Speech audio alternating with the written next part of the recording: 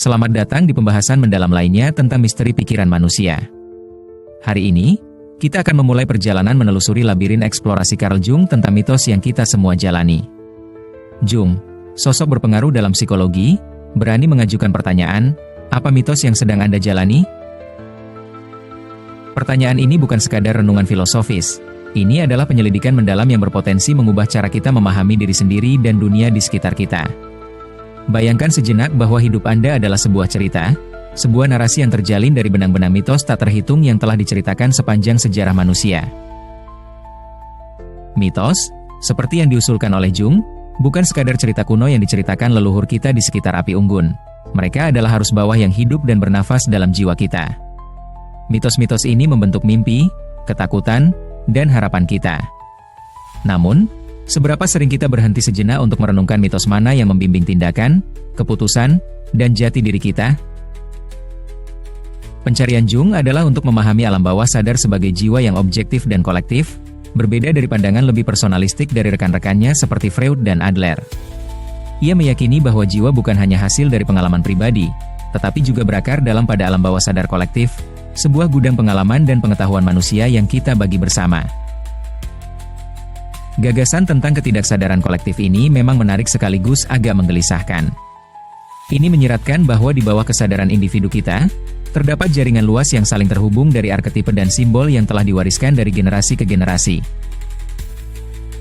Tapi mari kita berhenti sejenak.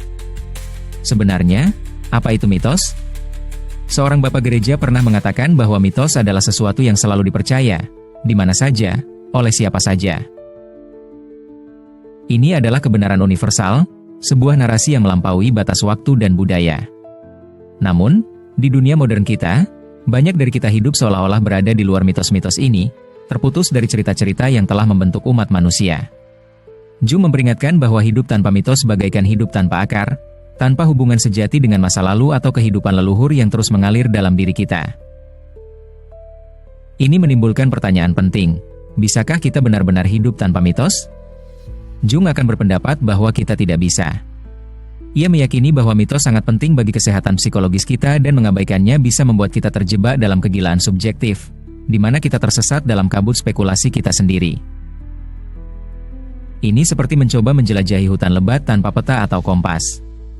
Mungkin saja kamu menemukan tempat terbuka yang indah atau air terjun tersembunyi, tapi kemungkinan besar kamu juga bisa tersesat tanpa arah. Eksplorasi Jung terhadap mitos bukan sekadar latihan akademis, itu adalah perjalanan pribadi. Dia menyadari bahwa dirinya tidak hidup dengan sebuah mitos, atau bahkan di dalam mitos, melainkan dalam awan ketidakpastian penuh kemungkinan teoretis. Kesadaran ini membuatnya merasa rendah hati sekaligus bebas. Hal ini membawanya pada perjalanan untuk menemukan mitos pribadinya, untuk memahami kekuatan bawah sadar yang membentuk hidupnya. Perjalanan ini mengarahkan Jung untuk menyelidiki isi subjektif dari alam bawah sadar, untuk mengeksplorasi manifestasi jiwa yang seringkali luput dari perhatian. Dia menemukan bahwa fantasi kreatif mengambil inspirasi dari pikiran primitif yang terlupakan dan terkubur lama, sebuah tambang harta karun berupa gambar-gambar yang ditemukan dalam mitologi dari segala zaman dan bangsa. Gambar-gambar ini membentuk apa yang Jung sebut sebagai ketidaksadaran kolektif, sebuah warisan yang berpotensi ada dalam diri setiap individu. Rasanya seperti menemukan perpustakaan tersembunyi di dalam pikiranmu sendiri, penuh dengan teks kuno dan cerita-cerita yang terlupakan. Setiap buku, setiap cerita, menyimpan bagian dari teka-teki yang adalah dirimu. Dan saat kamu membaca cerita-cerita ini, kamu mulai melihat hubungan-hubungan, pola-pola yang selama ini membimbing hidupmu. Tapi, kenapa ini penting? Kenapa kita harus peduli dengan mitos yang kita hidupi? Karena, seperti yang dikatakan Jung, mitos-mitos ini bukan sekadar cerita. Mereka adalah cerminan psikologis dari perkembangan otak manusia. Mereka adalah cetak biru dari jiwa kita, kerangka yang membentuk pikiran, emosi, dan perilaku kita. Ambil contoh mitos pahlawan, sebuah narasi yang muncul di berbagai budaya dan zaman. Perjalanan sang pahlawan adalah sebuah drama bawah sadar yang hanya terlihat dalam proyeksi, mirip dengan kejadian dalam perumpamaan Gua Plato. Sang pahlawan sendiri adalah sebuah arketipe dari diri, sosok yang lebih dari sekadar manusia biasa, dibedakan oleh sifat-sifat yang menyerupai dewa. Mitos ini, seperti yang disebut Jung, adalah pengingat kuat bahwa diri kita memiliki sifat ilahi, semacam dewa, atau setidaknya memiliki bagian dari sifat tersebut. Namun, inilah yang menarik, perjalanan sang pahlawan bukan sekadar cerita petualangan di luar sana. Ini adalah metafora untuk transformasi batin dari diri kita sendiri. Ini tentang menghadapi bayangan dalam diri kita, bagian-bagian dari diri kita yang sering kita tolak atau abaikan. Ini tentang menyatukan bayangan-bayangan ini, mengubahnya menjadi sumber kekuatan dan kebijaksanaan. Proses transformasi ini memang tidak mudah. Dibutuhkan keberanian, refleksi diri, dan kesiapan untuk menghadapi hal-hal yang belum kita ketahui. Namun, hasilnya sangat berarti. Dengan memahami mitos yang kita jalani, kita mendapatkan wawasan tentang jati diri kita yang sebenarnya.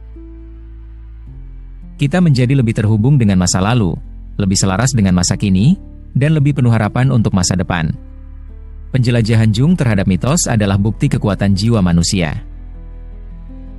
Ini mengingatkan kita bahwa kita bukanlah makhluk yang terisolasi, terombang-ambing dalam alam semesta yang tak berarti. Kita adalah bagian dari cerita yang lebih besar, sebuah narasi yang telah berkembang selama ribuan tahun. Dengan memahami cerita ini, kita bisa menemukan tempat kita di dalamnya. Jadi, saya tinggalkan pertanyaan ini untuk Anda. Apa mitos yang Anda jalani? Luangkan waktu sejenak untuk merenungkan hal ini. Pertimbangkan cerita-cerita yang telah membentuk hidup Anda, narasi-narasi yang telah membimbing keputusan dan keyakinan Anda. Dan ingatlah, seperti yang ditemukan oleh Jung, memahami mitos pribadi kita bukan sekadar latihan intelektual. Ini adalah perjalanan penemuan diri, sebuah pencarian untuk membuka misteri pikiran dan jiwa. Terima kasih telah bergabung dengan saya dalam eksplorasi pencarian Jung akan mitos yang kita semua jalani. Jika Anda merasa video ini bermanfaat, jangan lupa untuk menyukai, berlangganan, dan tekan lonceng notifikasi agar tidak ketinggalan pembahasan mendalam lainnya tentang dunia psikologi dan filsafat. Sampai jumpa di video berikutnya. Teruslah bertanya, teruslah menjelajah, dan teruslah menemukan mitos-mitos yang membentuk hidup Anda. Saat kita terus mengurai jalinan rumit mitos dan jiwa manusia, penting bagi kita untuk menyelami lebih dalam sifat dari arketipe-arketipe yang begitu digali oleh Jung dengan penuh semangat. Arketipe, seperti yang mungkin Anda ingat, adalah simbol dan tema dasar yang bersifat universal dan tinggal dalam alam bawah sadar kolektif kita. Mereka adalah fondasi dari mitos kita, gambaran dan motif dasar yang membentuk dunia batin dan luar kita. Pikirkan tentang arketipe orang tua bijak, sosok yang muncul di berbagai budaya dan zaman sebagai sumber bimbingan dan kebijaksanaan. Arketipe ini mewakili pengetahuan yang telah terkumpul dari leluhur kita, sebuah gudang pengalaman dan wawasan yang bisa kita akses saat menghadapi tantangan hidup. Di masa ketidakpastian atau perubahan, kita mungkin merasa tertarik pada sosok-sosok dalam hidup kita yang mencerminkan arketipe ini, mencari nasihat dan dukungan dari mereka. Namun, yang benar-benar menarik tentang arketipe adalah sifatnya yang dinamis. Mereka bukanlah entitas statis yang terpendam di dalam alam bawah sadar kita. Mereka adalah elemen hidup yang terus berkembang dalam jiwa kita. Seiring kita tumbuh dan berubah, arketipe ini muncul dalam berbagai bentuk, menyesuaikan diri dengan konteks kehidupan kita. Sang pahlawan, bayangan, anima dan animus, ibu, dan anak. Setiap sosok arketipe ini memiliki potensi untuk membimbing, menantang, dan pada akhirnya mengubah kita. Mari kita luangkan waktu sejenak untuk menjelajahi bayangan, mungkin salah satu arketipe yang paling sering disalahpahami namun sangat penting. Bayangan mewakili bagian dari diri kita yang kita tolak atau abaikan, aspek-aspek yang kita anggap tidak diinginkan atau tidak sesuai dengan citra diri kita yang sadar.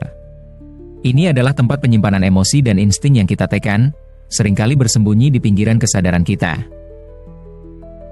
Jung meyakini bahwa menghadapi bayangan adalah langkah penting dalam proses individuasi, perjalanan menuju keutuhan diri.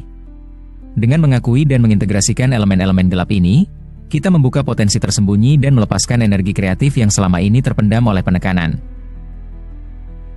Ini adalah tarian lembut antara cahaya dan kegelapan, sebuah rekonsiliasi dari dua kutub yang berlawanan yang membawa kita menuju keseimbangan dan keaslian diri yang lebih sejati.